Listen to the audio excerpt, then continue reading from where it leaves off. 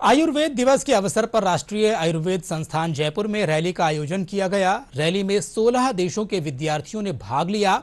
संस्थान के कुलपति प्रोफेसर संजीव शर्मा ने कहा कि आयुर्वेद को वैश्विक स्तर पर अपनाया जा रहा है। संस्थान में प्राचीन आयुर्वेद पांडुलिपियों और आधुनिक तकनीक का समावेश किया जा रहा है। संस्थान की गतिविधियों को लेकर कुलपति प्रोफेसर संजीव शर्मा से खास बातचीत की हमारे संवाददाता महेश दाधीच ने। आयुर्वेद दिवस मनाने की तिथि निश्चित कर दी है। 23 सितंबर को आयुर्वेद दिवस मनाया जा रहा है और ये पहली बार है कि धन्वंतरी जयंती के बजाय इस बार 23 सितंबर से ये शुरुआत कर दी गई है।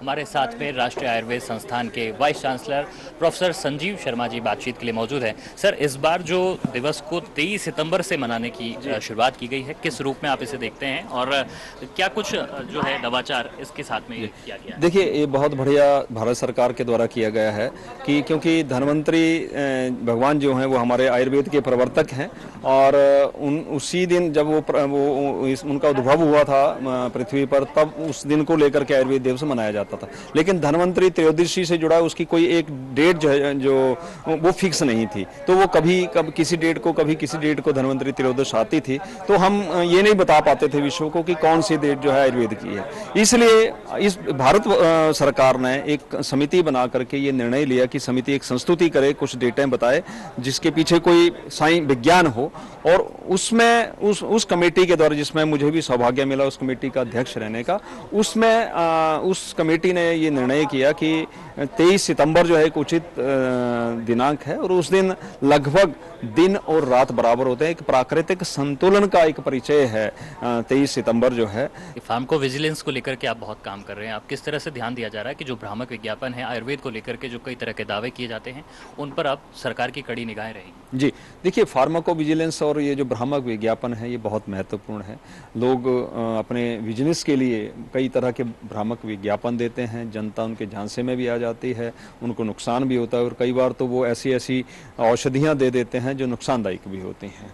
तो इन सबको रोकने के लिए भारत सरकार ने एक मैकेनिज्म डेवलप किया है, कि पोर्टल, सुरक्षा पोर्टल करके डेवलप किया है, फार्माको विजिलेंस मैकेनिज्म डेवलप किया है और राष्ट्रीय आयुर्वेद संस्थान भी उस फार्माको विजिलेंस का महत्वपूर्ण कड़ी है। इंटरमीडिएरी सेंटर जो है वो हमारा संस्थान है और यहाँ के माध्यम से जो भी शिकायतें होती हैं उनका उचित निराकरण किया जाता है। उसका एक मैकेनिज्म है, वो शिकायत कहाँ जाएगी और वो स्टेट लाइसेंसिंग अथॉरिटी के पास जाएगी और फिर एक्शन भी उनके अगेंस्ट होता है जो इसमें करते हैं। सबसे पहला तो ये है कि हम कहते हैं कि भैया अपना विज्ञापन जो है उसको विड्रॉ करो, तो बहुत सारे लोग तो विड्रॉ कर लेते हैं और समझ जाते हैं। तो आपने देखा होगा कि इस तरह के भ्रामक विज्ञापनों में कुछ हद तक कमी भी आई है, लेकिन अभी भी चल रहे हैं और उसके लिए एक मैकेनिज्म भारत सरकार ने बहुत बढ़िया बनाया हुआ है। आखिरी सवाल सर, विश्वविद्यालय के रूप में 5 वर्ष का कार्यकाल जो है विश्वविद्यालय यहाँ पर पूरा कर रहा है, उस तरह से आप क्या देखते हैं, किस तरह की बड़ी उपलब्धियाँ और आने वाले वक्त में अब क्या रोड मैप जो है विश्वविद्यालय के रहने वाला है? देखिए, विश्वविद्यालय के रूप में जब से हम स्थापित हुए हैं तो हमें एक जो ऑटोनॉमी है, एकेडमिक ऑटोनॉमी, वो मिली है। हम खुद एडमिशन लेते हैं, खुद कोर्सेज चलाते हैं। हम एक NIA पंचकुला भी हम स्थापित कर चुके।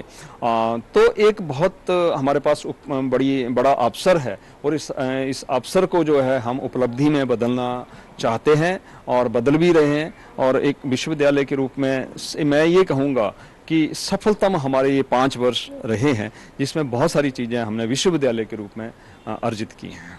तो कई नवाचार जो है विश्वविद्यालय में किए गए हैं। प्रोफेसर संजीव शर्मा जो कुलपति हैं राष्ट्रीय आयुर्वेद संस्थान के, उन्होंने यही कहा है और उनका ये भी कहना है कि राष्ट्रीय आयुर्वेद दिवस को अब देश दुनिया में जोर शोर से और धूमधाम से मनाया जा रहा है। आयुर्वेद की जो अलग है अब दुनिया भर में देखने को मिल रही है। कैमरा पर्सन राकेश पटेल के साथ महेश दाधीच, DT न्यूज़, जयपुर।